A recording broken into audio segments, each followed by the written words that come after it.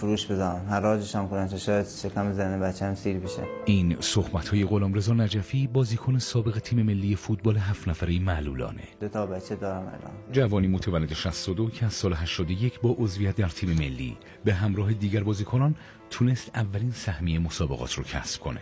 این مدال طلای مسابقات انتخابی جهان که تو هلند بود، تو بازی رده‌بندی که با برزیل داشتیم، گل برتری که ما 1-0 برزیل شکست دادیم من زدم.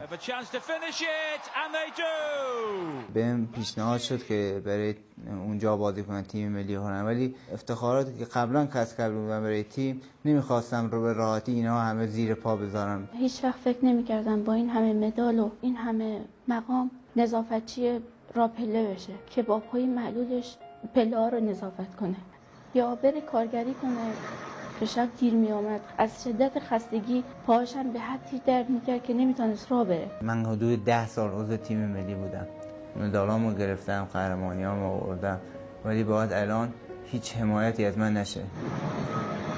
ما تو شرایط داریم غذا می‌خوریم.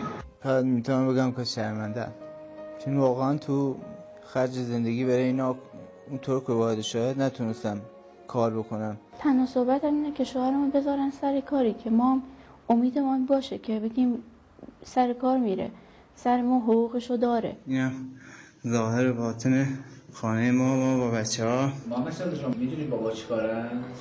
قهرمانه، فوتبالیسته، مدال میاره از همه جا. حالا که این قهرمان لباس تیم ملی رو از تن درآورده، وقتشه که لباس افتخار به تن کنه.